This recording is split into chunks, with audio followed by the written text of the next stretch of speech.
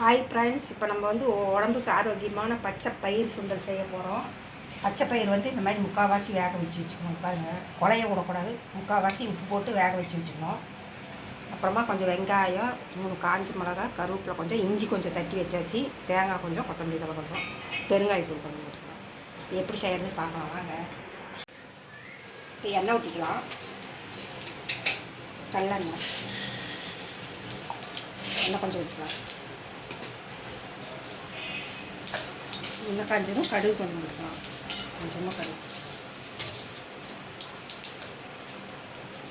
கொஞ்சம் சீரகம் போட்டுக்கலாம்.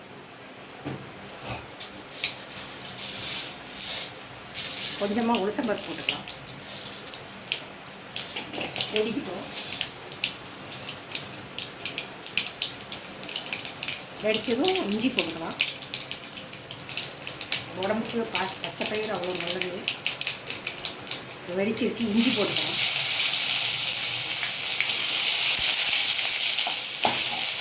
இஞ்சி போட்டு வெங்காயம், காஞ்ச மிளகாய், கருவேப்பிலை, இதுலேயே உப்பு போட்டு வேக வச்சுருக்கோம். வெங்காயத்துக்கு மட்டும் கொஞ்சம் உப்பு போட்டுக்கலாம்.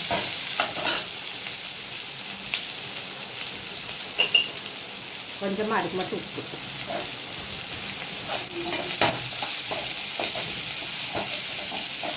சாயங்காலத்தில் இது டெய்லி ஒரு சுண்டல் சாப்பிட்டோம்னா நல்லாயிருக்கும். வெங்காயம் வதங்கிடுச்சு, சுண்டல் போட்டுக்கலாம். பச்சை பயிர் கொஞ்சமாக பெருங்காயத்தூள் போட்டுக்கலாம்.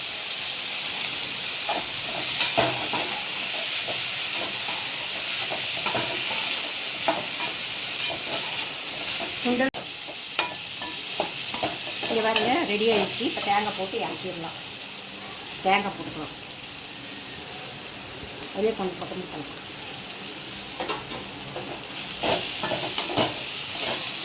தேங்காய் போட்டு அடுப்பு ஆஃப் பண்ணிடலாம்.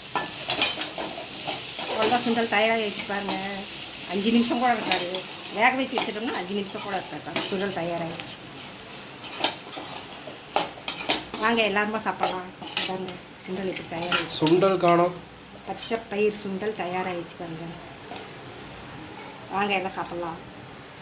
நீ செஞ்சு பார்த்துட்டு எப்படி இருக்குது லைக் பண்ணுங்கள், சப்ஸ்கிரைப் பண்ணுங்கள். பாய்.